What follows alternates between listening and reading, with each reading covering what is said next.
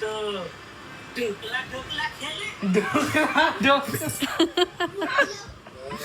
बिल्कुल उनकी बोनी भाई, ये बोनी कहाँ से बोनी है? ये बोनी नहीं। और हम देख के ऐसे हो गए शॉक। मैंने कहा यश ये क्या हो रहा है? कह रहा दीदी ये क्या हो रहा है इनको। और अभी लिटरली हमने अपॉइंटमेंट ली। Hey guys, good morning and welcome back to my new vlog. So यहाँ गाइस अभी उठ चुके हैं मस्त। और ये देखो गाइस, मैं आपको दिखाती हूँ क्या। यश ने उठ के सुबह नाश्ता कर लिया है। और ये देखो, इसे देखो, ये अभी तक सो रहा है। और एक इसे देखो, ये फ़ोन चला रहा है। इसका जब से रिज़ल्ट आया है ये फ़ोन ही चला रहा है, इसको और कोई काम नहीं है। और गाइस अभी बन गया है नाश्ता पानी। Good morning pineapple. अब बनेगा लंच। और मैं तो उठ गया हूँ, अब मैं बस जा रहा हूँ अपना बेड सेट करके नहाने। सो गाइस मैं मस्त नहा धो लिया हूँ अभी। और ये देखो खुश भाई भी उठ चुका है हमारा। बंद का इसकी आवाज़। अच्छी, अब बाल सेट हो रहे हैं कैमरा आते ही। जैसे उठा है सुबह से ऐसे ही पड़ा हुआ है ये देखो। और बिना ब्रश किए नाश्ता कर लिया है। कब नहाओगे? थोड़ी देर में। हाँ, नींद नहीं उतर रही तेरी? मारो। और ये देखो, ये क्या ये देख रहा है। मम्मी खा रही है खाना। बड़ी मम्मी ने कर लिया है खाना। बड़ी मम्मी ने कर लिया है लंच। और मेरे को तो मन ही नहीं कर रहा है खाना खाने का, पता नहीं क्यों। और अभी भूख नहीं लग रही है गाइस। अभी उठे हैं, अब मैं बैठूंगा थोड़ी देर पढ़ने, क्योंकि मैंने आपको बताया है कि अब थोड़ी थोड़ी पढ़ाई इंक्लूड करना मैं शुरू कर रहा हूँ। तो अभी थोड़ा बैठता हूँ पढ़ने। तो ढोकला ढोकला खेले।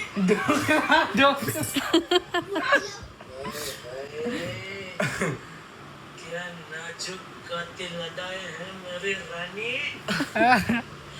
सच में शादी के वक्त तो जैसे अफलातून दिखती थी, आज भी अफलातून दिखती है।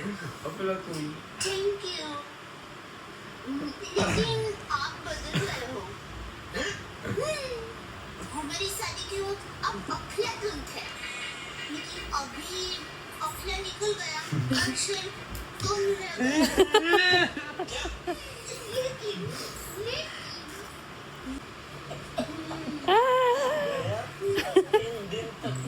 तारक मेहता पगलू, इन्हें देखो क्या ऐसे देख रहे हैं।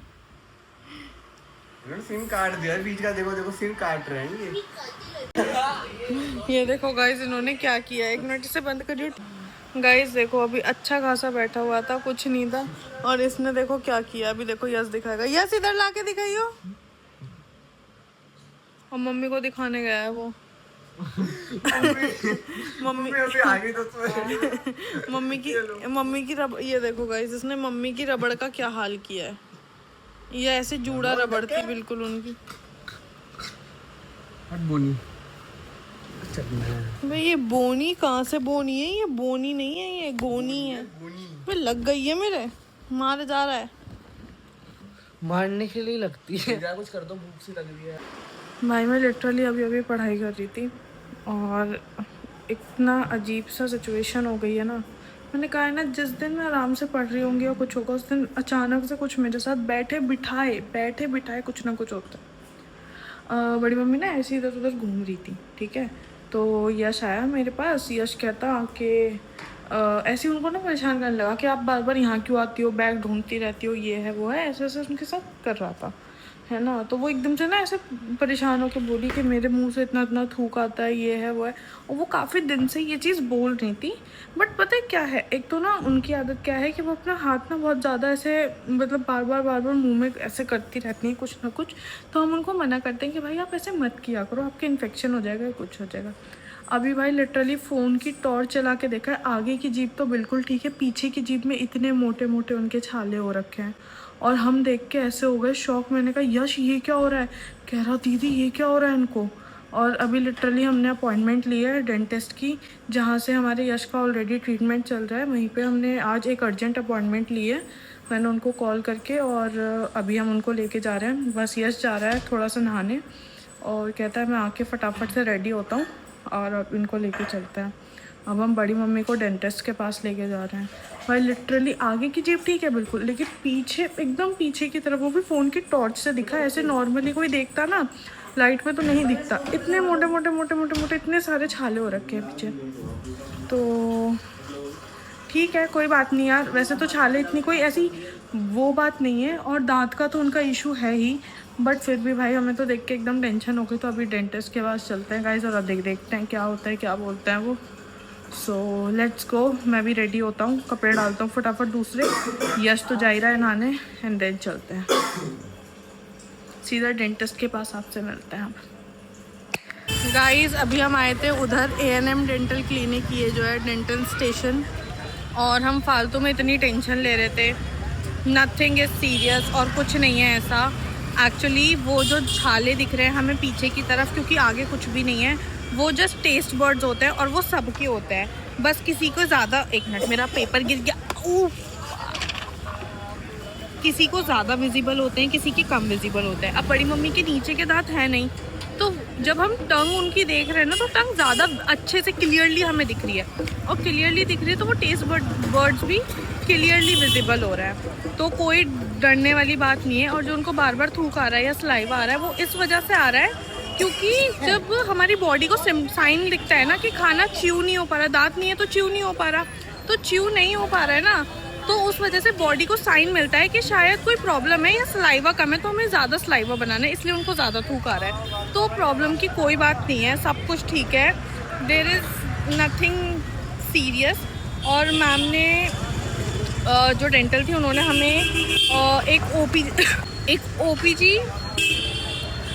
OPG कराने के लिए बोला है, और OPG कराने के बाद अब हम लोग वो शायद उनका डेंचर प्लेस करेंगी या फिर कुछ ऐसा प्रोसीजर बताया है। तो अभी मैं बड़ी मम्मी को लेकर आया था अग्रवाल, हमने बड़ी मम्मी को खिलाई रसमलाई। कैसी लगी रसमलाई?